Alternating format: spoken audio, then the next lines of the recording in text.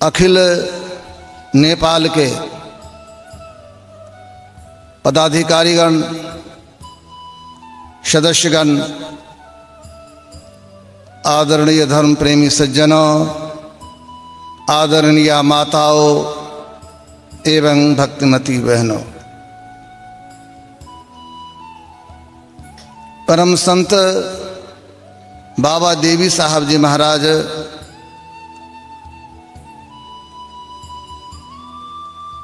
ने बड़ा अच्छा कहा, चिता में जलने और कब्र में दाखिल होने से पहले मोक्ष प्राप्त कर लो। यह मनुष्य का शरीर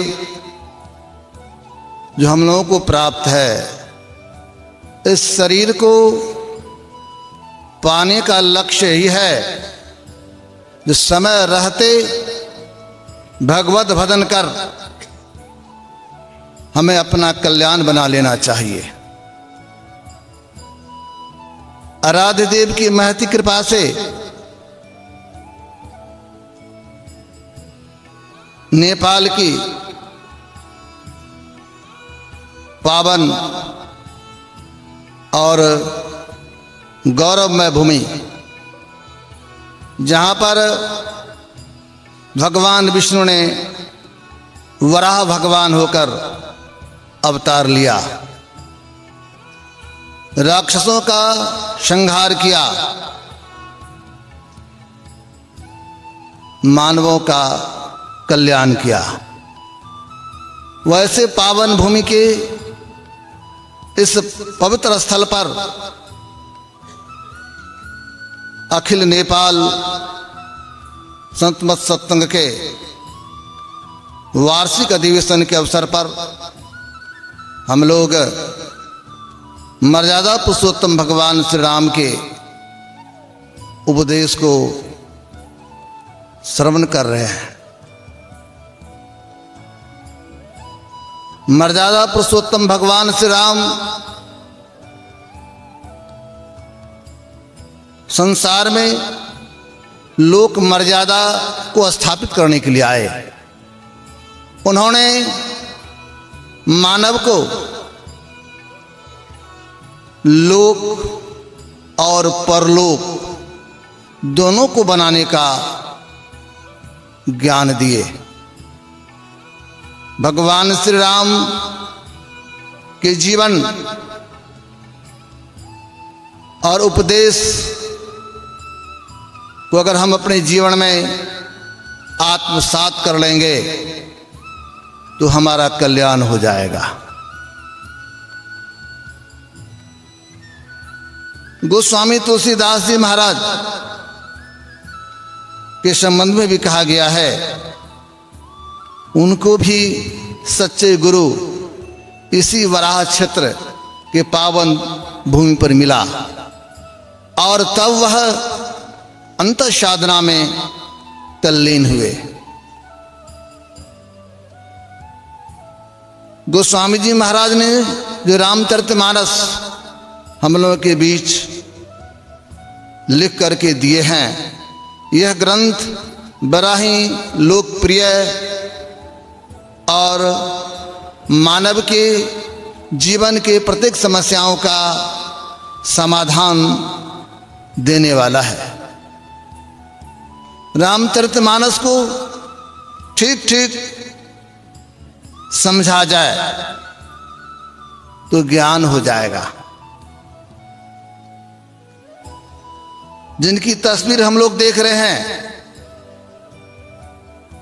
आराध्य देव संत सद्गुरु महर्षि मही परमहंस जी महाराज, इनको भी रामचरितमानस के एक पंक्ति से बहुत बड़ा ज्ञान मिला। गुरुदेव के पिताश्री बराबर रामचरितमानस का पाठ किया करते थे और कभी कभी उस ग्रंथ को पढ़ते पढ़ते रोने लगते थे। तो गुरुदेव के मन में होता था, इसमें कौन सी ऐसी बातें हैं जिनको पिताजी पढ़कर रोने लगते हैं। एक दिन पिताजी पुस्तक को पढ़कर संदूक पर रख दिया था बांधकर कपड़े में। गुरु महाराज उस पुस्तक को खोल करके जैसे उल्टाया, संयोग से किष्किंधा कांड का वही प्रसंग उलट गया और गुरुदेव की दृष्टि पड़ी, दे धरे कर यही फल भाई, भजे राम सब काम बिहाई। इस पंक्ति को जैसे पढ़े गुरुदेव तो इनके मन में हुआ, ये मनुष्य का शरीर मिला है, इस शरीर को पाने के बाद हमें क्या करना चाहिए। मनुष्य का शरीर हमें मिला है, लेकिन हम अपने कर्तव्य को नहीं समझ पाते हैं। आराध्य देव ने इस पंक्ति को जैसे पढ़े तो कभी भूले नहीं। स्कूल जाते थे, कहीं बैठते थे तो मन में वही बात आती रहती थी, दे धरे कर यही फल भाई, भजे राम सब काम बिहाई। पढ़ते तो हम लोग भी ग्रंथ को, लेकिन वो ज्ञान नहीं होता है, वैसा प्रभाव नहीं पड़ता है। बंगाल में एक संत वे रामकृष्ण परमहंस जी महाराज वे कहा करते थे, जिस प्रकार सूखी दियासलाई होती है, उस पर अगर आप तिल्ली एक बार मारेंगे तो भक से जल उठता है। अगर वह दियासलाई भींगी हुई रहती है, उस पर अगर आप तिल्ली मारेंगे या तो तिल्ली टूट जाएगा या नहीं तो मसाला छूट जाएगा, लेकिन जलेगा नहीं। लेकिन सूखी दियासलाई फक से जल जाती। उसी प्रकार जिनका पूर्व जन्म का संस्कार उत्तम रहता है तो थोड़ी सी भी बात उनके जीवन में भारी परिवर्तन ला देता है। रामायण को बहुत लोग पढ़ते हैं, लेकिन हमारे गुरुदेव भी पढ़े। एक पंक्ति उनके जीवन में इस तरह परिवर्तन लाया जो आज वे जगत पूज्य बन गए। हमें चाहिए, ये जो मनुष्य का शरीर मिला है तो हमें क्या करना चाहिए। वही बात भगवान श्री राम ने अपनी प्रजा को बुलाकर उपदेश किया। कहा जाता है भगवान श्री राम के राज्य में किसी को किसी तरह का कोई कष्ट नहीं था, सबको सब तरह से सारी सुविधाएं उपलब्ध। लेकिन भगवान श्री राम ने सोचा मैं सब दिन नहीं रहूंगा और मेरी प्रजा भी सब दिन नहीं रहेंगे, और ऐसा सुनहला अवसर भी सबको नहीं मिलेगा। इसीलिए सबों को बुलाकर उन्होंने उपदेश किया, यह मनुष्य का शरीर जो मिला है, इस शरीर को पाने के बाद हमें क्या करना चाहिए। इस मनुष्य शरीर को पाने का लक्ष्य क्या है। बड़े भाग मानुष तन पावा, सुर दुर्लभ सदग्रंथ है गावा, साधन धाम मोक्ष कर द्वारा, पाए न जही परलोक सवारा। ये जो मनुष्य का शरीर मिला है, जिस शरीर को पाने के लिए लोग ललायित रहता है, देवता की इच्छा रहती है एक बार हमको मनुष्य का शरीर मिल जाए। ऐसा क्यों? इसीलिए ये जो मोक्ष का द्वार है, ये मोक्ष का द्वार सिर्फ इस मानव तन में है, इस मनुष्य शरीर में है। देवता के अंदर वो मोक्ष का द्वार नहीं है। इसलिए देवता भी ललायित रहता है एक बार हमको मनुष्य का शरीर मिल जाए तो साधन भजन करके उस परमात्मा को प्राप्त कर लेंगे, अपने जीवन को सफल बना लेंगे। देवता भी चाहता है। सौभाग्य से वही मनुष्य का शरीर हम लोगों को प्राप्त है। उस मनुष्य शरीर को प्राप्त करने के बाद हम अपने कर्तव्य को नहीं समझ पा रहे हैं। हमें क्या करना चाहिए। एक संत हुए स्वामी ब्रह्मानंद जी महाराज, उन्होंने बड़ा अच्छा कहा, खाना पीना सो जाना ये तो काम है पशु समाना जी। खाना पीना सोना इतना काम देख पशु भी करता है, और हम देव दुर्लभ तन पाकर सिर्फ वही काम करते हैं। इस शरीर को पाने से क्या लाभ होगा। यह शरीर जो है जिसको देव दुर्लभ कहा गया है, इस शरीर को हमने पाया है। भगवान श्री राम ने रक्षा कहा, यही तन कर फल विषय न भाई, स्वर्ग और स्वल्प अंत दुखदाई। इस मनुष्य शरीर को पाने का फल विषय को भोगना नहीं है, लेकिन जिस विषय को भगवान ने दुखदाई कहा, जिस विषय को संत महात्मा ने वमन कहा, उस विषय के पीछे हम लोग पड़े रहते हैं। हम लोगों को विश्वास नहीं होता है जो विषय से दुख होता है, लेकिन जिन्होंने समझा उन्होंने कहा, हमारे आराध्य देव ने बड़ा अच्छा कहा, तन सुख मन सुख इंद्र सुख सब दुख, तजिदे विषय दुखदाई भ्रम खायो भाई। गुरुदेव ने कहा, तन सुख मन सुख इंद्र सुख सब दुख, सबके पीछे दुख लगा हुआ, इसीलिए तजित विषय दुखदाई भ्रम खायो भाई। ये जो विषय है बड़ा दुखदाई है, हम लोगों को पता नहीं चलता। एक एक विषय के कारण एक एक जीव का प्राणांत हो जाता है। ये मनुष्य जो है, इनके साथ पांचों विषय लगा हुआ है। एक विषय के कारण एक एक जीव का नाश। मछली बझाने वाले जब मछली बझाने के लिए जाते हैं ना, तो एक रस्सी में लोहा का टुकड़ा बांध के रखता है, और देखिए मछली बड़ा बुद्धिमान होती है, वो अगर लोहा का सिर्फ कांटी रख दे तार में रस्सी से बांधकर, तो मछली हरगिज नहीं खाएगी। लेकिन उसके ऊपर छोटा सा जीव होता है, उसको तोड़ करके उसमें फंसा देता है। अब मछली उस कांटे को नहीं देख पाती है, मछली सिर्फ ऊपर से उस जीव को देखती है। वो जीव अभी मरा नहीं है, जिंदा रहता है, तो वो तो सावधान करता है, भाई इधर मत आओ, खतरा है। लेकिन मछली समझती नहीं। अगर मछली को ये ज्ञान हो जाए, इस कांटे के, इस जीव के पीछे कांटे लगा हुआ चारा के पीछे, तो मछली हरगिज नहीं खाएगी। लेकिन मछली को पता नहीं है, आती है निकल जाती है, और जैसे निकलती है तो गला में कांटा फंस गया और ऊपर पकड़ने वाले पकड़ लेते हैं। तो एक मछली को ज्ञान नहीं है, लेकिन मानव को तो ज्ञान है। मानव तो विवेकशील प्राणी है। जिस तरह उस कांटे की तार पर ऊपर से कोटेड किया हुआ है, उसी तरह ये जो विषय है तो विष, लेकिन देखने में बड़ा सुंदर लगता है। जिस प्रकार सर्प को अगर देखेंगे तो उसके ऊपर इस तरह का डिजाइन बना हुआ रहता है ना, तो लगता है बड़ा सुंदर, जेवर के जैसे चमकते रहता है। लेकिन बच्चा उसको पकड़ना चाहता है, लेकिन जो बड़े लोग हैं उनको ज्ञान है, इस सर्प देखने से ऊपर से बढ़िया है, लेकिन भीतर में विष है, अगर इसको पकड़ोगे तो प्राणांत हो जाएगा। तो बड़े लोग समझता है। तो बड़े लोग किनको कहेंगे? जिनका उम्र अधिक है। हमारे आराध्य देव का सत्संग राजगिरी में हो रहा था, अखिल भारतीय संतोष सत्संग का विशेष अधिवेशन। उसमें गुरुदेव कहने की कृपा की, जो हमारे उम्र के हों या हमसे भी बड़े हों, उस समय गुरु महाराज की उम्र लगभग 80 वर्ष का था, हमसे भी उम्र में बड़े हों, लेकिन जिनको अध्यात्म ज्ञान नहीं है, जो इनको ये पता नहीं है संसार में मैं क्यों आया हूं, तो वह निरा बालक है।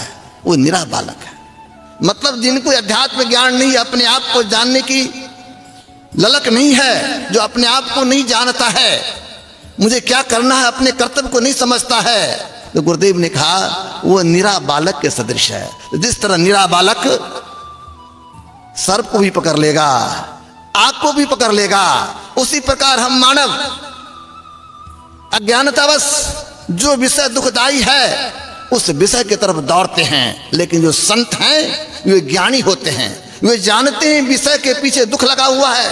तो उन्होंने बड़ा अच्छा कहा, तन सुख मन सुख इंद्र सुख सब दुख, तजिते विषय दुखदाई भ्रम खाइयो भाई। सब के पीछे दुख लगा हुआ है, इसलिए इसको त्यागो। तो चलो किधर किधर चलना चाहिए?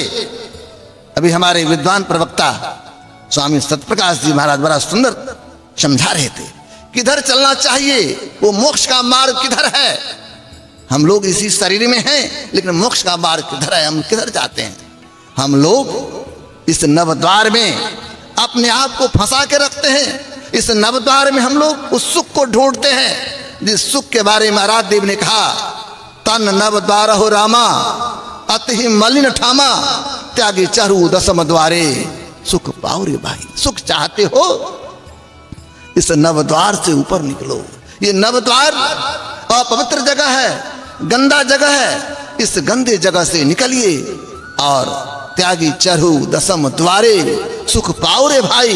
10वें द्वार में चलो। जिसको हमारे आराध्य देव ने 10वां द्वार कहा उसी को भगवान श्री राम ने मोक्ष का मार्ग कहा। एक ही बात है। उसी को संतों ने सुषमना भी कहा। तो आप किधर चलें? तो गुरुदेव कहते से नवद्वार को त्यागिए और 10वें द्वार में प्रवेश कीजिए। 10वें द्वार में प्रवेश कीजिएगा। ये ज्ञान होगा कहाँ? 10वें द्वार में प्रवेश करने की कला कैसे जानेंगे? तो भगवान श्री राम ने अच्छा कहा, करंधार सदगुरु दृढ़नावा दुर्लभ साज सुलभ करी पावा। उस मुक्ति के मार्ग को जानना चाहते हो, इसके लिए संत सदगुरु की जरूरत है। भगवान श्री राम ने कहा, जिस प्रकार नदी हो, नदी को पार करना हो, आजकल तो सब जगह पुल हो गया। जब पुल नहीं था तो पार करने के लिए लोगों को नाव की आवश्यकता होती थी। नाव पर चढ़ के इस पार से उस पार होते थे। देखिए, नाव का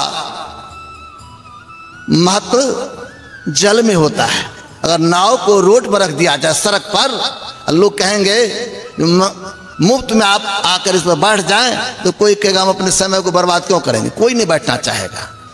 तो नाव का महत्व जल में। तो उस नाव को खेने वाले नाविक चाहिए ना। जल में दे दिया नाव, नाविक नहीं है तब तो दिशाहीन हो जाएंगे। तो उस नाव को दिशा देने के लिए नाविक की आवश्यकता है। उसी तरह मानव के जीवन को सुंदर राह दिखाने वाले, मानव को सुंदर दिशा देने वाले कौन होते हैं? नाविक के रूप में संत सद्गुरु होते हैं। उनके चरण में जाएंगे तो वो बतलाते हैं जो मोक्ष का मार्ग किधर है। बिना गुरु की कृपा पाए नहीं जीवन उधारा है। फंसी श्रुति आय जम फांसी अयन सुधि आपने नासी भई भव सुख की बासी कठिन जाते उधारा है। आप अपना कल्याण चाहते हैं तो गुरु कृपा की आवश्यकता है। गुरु बतलाते हैं उस मोक्ष के द्वार में प्रवेश करो। लेकिन मोक्ष के द्वार में प्रवेश होगा कैसे? तो गुरुदेव ने अच्छा कहा, आप मोक्ष के द्वार में प्रवेश करना चाहते हो तो भजू भाई गुरु गुरु गुरु रूप ध्यान धरो सन्मुख बिंदु निरखो सुख देखो रे भाई। गुरुदेव ने कहा, आप उस मोक्ष के द्वार में प्रवेश करना चाहते हो तो कहां से प्रारंभ होगा? कहां से चलना प्रारंभ करेंगे? तो कहते पहले जप करना होगा। पहले जप करेंगे, फिर ध्यान करेंगे, इसके बाद दृष्टि योग की साधना करेंगे। आज हम लोग जब निकले थे, हो रहा था शोभा यात्रा, तो बड़ा सुंदर लोग नारा लगा रहे थे, संत मत का सार गान सार ज्ञान बिंदु ध्यान और नाद ध्यान। बहुत सुंदर बात है। ये बिंदु और नाद, इसी के सहारे अपने अंदर में चलेंगे। ये जो मानव का जीवन हम लोग को मिला है, इस जीवन के महत्व को समझिए।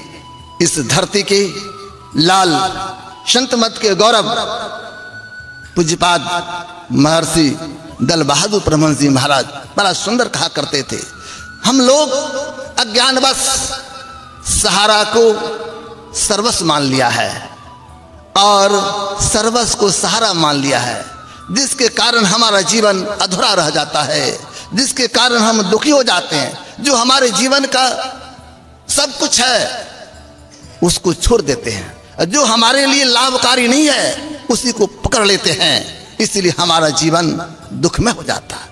यह जो मनुष्य का जीवन मिला है, मनुष्य के शरीर को पाए हैं, तो मनुष्य का शरीर क्यों मिला है? तो परमात्मा भजन करने के लिए। हमारे राजदेव ने बड़ा अच्छा कहा, क्षण क्षण पल पल समय सिरावे नर्तन दुर्लभ फिर नहीं पावे। एक एक क्षण जो व्यतीत हो रहा है वह वापस आने को नहीं है। इसीलिए एक एक क्षण का महत्व को जानिए। आराध्य देव के मस्तक स्वरूप पूज्यपाद महर्षि संत सेवी परमहंस जी महाराज बड़ा सुंदर कहा करते थे, जो समय के मोल को जानता है वह तो अनमोल हो जाता है। जो समय के मोल को नहीं समझता है अनमोल हो जाता है, उसकी कोई कीमत नहीं रहती। इसीलिए हम लोगों को समय मिला है, मौका मिला है, इस समय का सदुपयोग करें और समय का सदुपयोग करेंगे तब तो हमारा कल्याण होगा। पूज्यपाद महर्षि संत सेवी ब्रह्म जी कहते थे, ये मानव तन जो हम लोग को मिला है इससे क्या करें? मानव तन प्राप्त है तो इसके भगवत भजन करें। भगवत भजन करने के लिए मनुष्य का शरीर मिला है और सब काम तो और सब शरीर से हो सकता है, लेकिन भगवत भजन सिर्फ इस मनुष्य शरीर से मिलेगा। इसलिए मनुष्य शरीर प्राप्त है तो हमें साधन भजन करना चाहिए। साधन भजन करके अंतर में चलें और अंतर में चलकर उस मोक्ष मार्ग में प्रवेश करके उस प्रभु को प्राप्त कर लें। प्रभु को प्राप्त कर लेने से ही हमारा कल्याण होगा, नहीं तो कल्याण होने की कोई बात नहीं है। इसीलिए इस संत मत सत्संग के माध्यम से लोगों को संदेश दिया जाता है, ये देव दुर्लभ तन प्राप्त है, तनिक देर न करो। इस शरीर कब छूट जाएगा इसका ठिकाना नहीं। अभी सुने आप लोग, इस मनुष्य शरीर में सारे देवता, सारे तीर्थ और सारी विद्याएं विद्यमान है, सब कुछ है। इस मनुष्य शरीर में मोक्ष का मार्ग भी है। इस मनुष्य शरीर को पाने के लिए देवता भी ललायित रहता है, लेकिन बहुत सारी बातें हैं, इस शरीर की विशेषताएं हैं। लेकिन संत मत के वर्तमान आचार्य पूज्यपाद महर्षि हरिनंदन परमहंस जी महाराज कहा करते हैं, ये मनुष्य का शरीर देव दुर्लभ है, बहुत सुंदर है, लेकिन इस शरीर में एक बहुत बड़ा दोष है। वो बड़ा दोष क्या है? इस शरीर क्षण भंगूर है। पानी का सा बुदबुदा यह तन ऐसा हो, पी मिलन को ठानिए रहिए ना परिसोए। इस मनुष्य शरीर का दोष यही है, ये क्षण भंगूर है, मिटने में देर नहीं लगेगा। इसीलिए इस क्षण भंगूर तन को पाकर तनिक देर न करें, प्रमाद भजन करें। जो प्रमाद भजन करते हैं उन्हीं का कल्याण होगा। देखिए ये अखिल नेपाल संत मत सत्संग समिति के तत्वाधान में इस सत्संग का कार्यक्रम हो रहा है। सबको अपनी मातृभाषा प्रिय होता है। हम लोग आप लोगों की भाषा को बोल रहे थे, कुछ बाबा लोग सुन तो लेते हैं, समझ भी लेते हैं, लेकिन बोल नहीं पाते हैं। इससे हम लोग को अफसोस होता है। अगर इस भाषा को हम लोग भी बोलेंगे तो आप लोगों से बड़ा अपनत्व होगा। भाषा से प्रेम बढ़ता है, भाषा से भाव बनता है।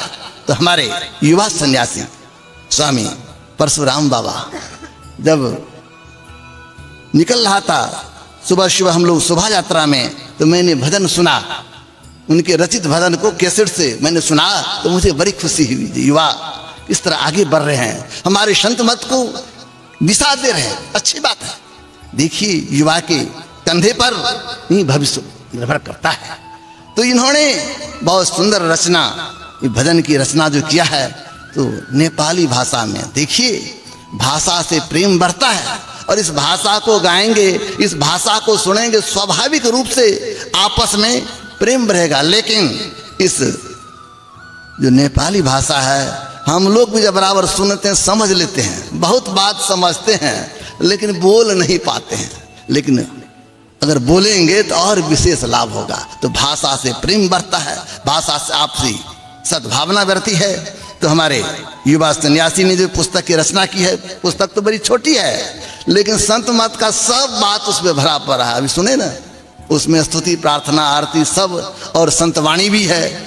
बहुत सुंदर बात है। इसको पढ़ेंगे ना तो संतवाणी को पढ़ने से बड़ा लाभ होता है। खूब पढ़िएगा तो अच्छा है। तो देखिए संत मत की उन्नति हो, युवा वर्ग आगे बढ़े।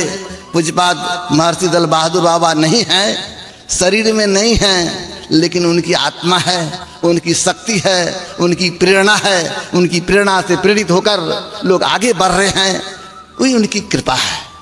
बड़े ऊंचे दर्जे के महापुरुष थे, वे संत मत के धरोहर और संत मत के ऐसे महापुरुष थे। एक बात मुझे याद आया, कुप्पा घाट में पूज्यपाद गए हुए थे और वहां पर जो आचार्य श्री का जो निवास है उसी बगल के कमरे में उनका निवास था। संयोग से एक सज्जन मेरे पास गया, युवक था, शिक्षक थे, आके हमको प्रणाम किया। कुछ समस्या रखा तो मैंने कहा हमको क्यों कहते हैं, हमारे पूज्य श्री आए हुए, जाइए उनके पास। तो चला गया और जैसे उनको प्रणाम किया तो मौज में थे बाबा। तो चढ़ाया सेब, हाथ में उठा लिया और कहते खा ले हम, खा ले हम। तो मुझे रामानंद बाबा वहाँ बगल में थे तो कहते हुजूर खाने लीजिए। तो ऐसे मुँह खाते तो नहीं थे, हाथ में लेके खा लें, तो मौज में थे, खा लें खा लें। और कहते हैं वो फल तो उठाए, कहते कहते कहते बेटा बेटा 2 बार कह दिए, फिर फल छोड़ दिए। अब देखिए उनके भाव क्या था और संत कैसे समझ लेते हैं। और बाद में कुछ दिन के बाद आया ना, कहा बाबा एक लड़का हुआ है, हम सत्संग कराएंगे। तो भाव क्या होता है, ये संत जो होते हैं किस तरह कृपा कर देते हैं। तो गुरु महाराज के प्रतिमूर्ति थे, गुरु महाराज के ज्ञान को जन जन में फैलाए, जहाँ पर गुरु महाराज नहीं जा पाए ऐसे क्षेत्र में पहुँच करके उन्होंने संत मत की ध्वजा को ऊंचा किया। ये गौरव की बात है। वैसे महापुरुष के चरणों में मैं वंदन करता हूँ और आराध्य देव के चरणों में वंदन करते हुए मैं अपने वाणी को विराम दे रहा हूँ। श्री सद्गुरु महाराज की जय।